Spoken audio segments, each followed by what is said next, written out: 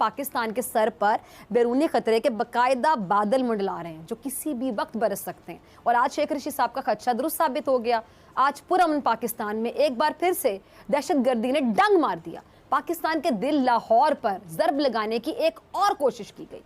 अब नाज़रीन, इब्तदाई तहकीकात के मुताबिक जो धमाका है वो टाइम डिवाइस से किया गया था और इसके नतीजे में कई अफराद जान की बाजी हार गए। एक खदशा ये भी जाहिर किया जा रहा है कि ये कोई नई वेव है इस्लामाबाद के बाद। अफसोसनाक वाक़या। और ये देखें, पाकिस्तान में हार्डकोर टेररिज्म दोबारा शुरू हो गई। एक जिम्मेदारी कबूल की गई है, उससे तो ये कहा जा सकता है कि एक नई वेव है या दहशतगर्दी दोबारा से सर उठाना शुरू हो गई है। खबरें आ रही हैं कि बलूचिस्तान लिबरेशन आर्मी ने इसका किया, और हम अच्छी तरह जानते हैं कि BLA के पीछे जो है कि क्या क्या चीजें थी, क्या क्या गलतियां थी जिसकी सजा आज भी हम भुगत रहे हैं और लोगों को वो सजा मिल रही है।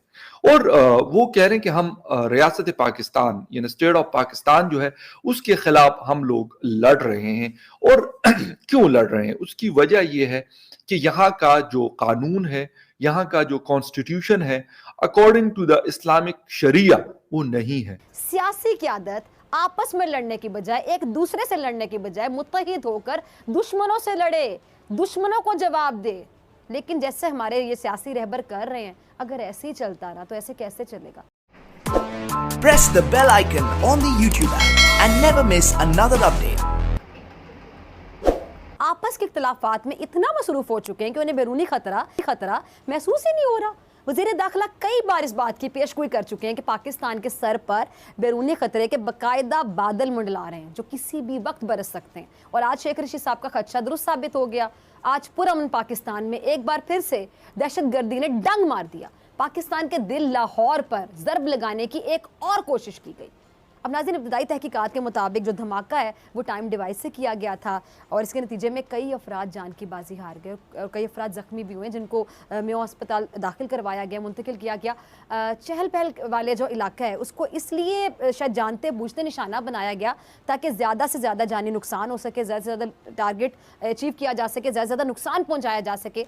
अब नाज़रीन, हमारा जो दुश्मन मुल्क है भारत, सबको पता है माजी में ऐसी घिनौनी साजिशें पहले भी बहुत बार करता रहा, तमाम लोग जानते हैं और मुमकिन है कि में भी भारत का ही हाथ हो।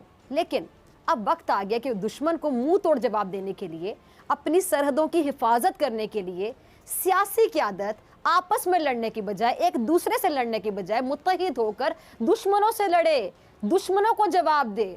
लेकिन जैसे हमारे ये सियासी रहबर कर रहे हैं, अगर ऐसे ही चलता रहा तो ऐसे कैसे चलेगा, ऐसे नहीं चलेगा। जनाब, लाहौर में बुज़दिल दुश्मन ने आसान हदफ को टारगेट करते हुए बाजार में आम शहरियों को अपनी दहशतगर्दी का निशाना बनाया है।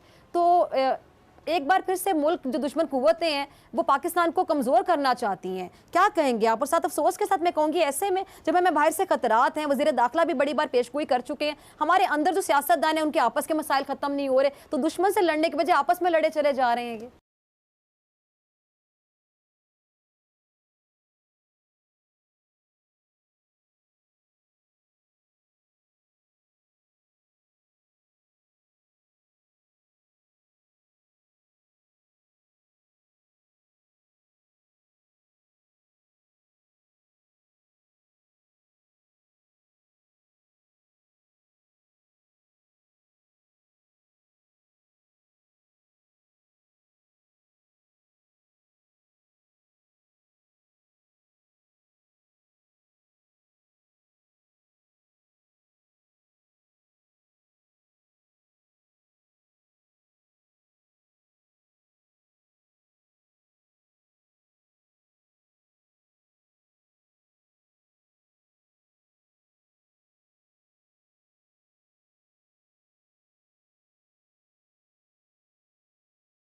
ये हजूर, एक खदशा ये भी जाहिर किया जा रहा है कि ये कोई नई वेव है इस्लामाबाद के बाद।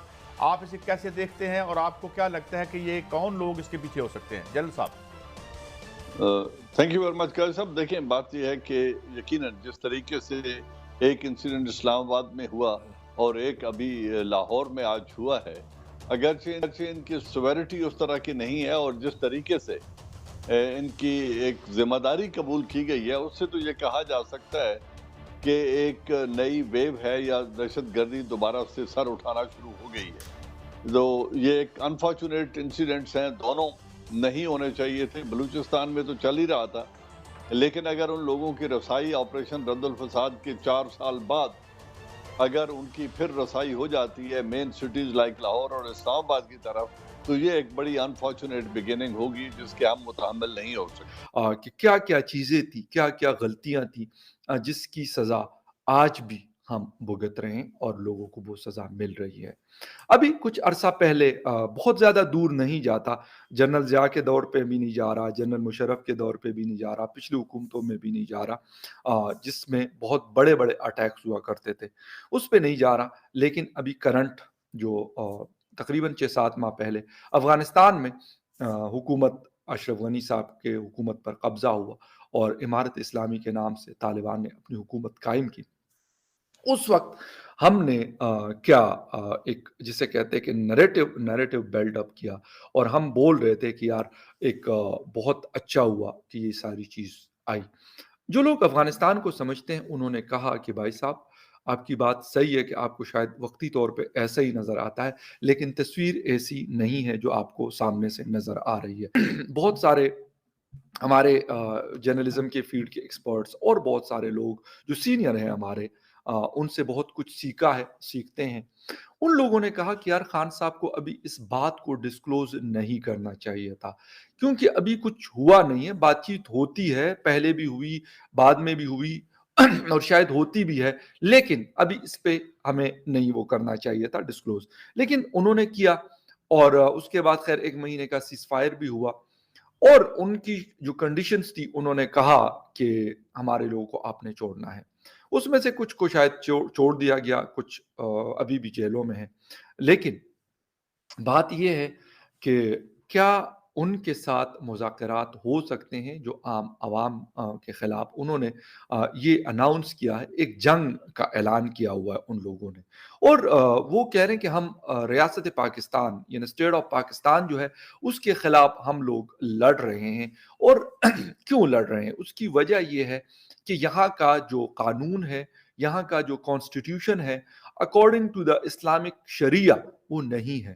اس لیے جب تک یہ نہیں ہوتا تو ہماری یہ جو جنگ ہے یہ جاری رہے گی.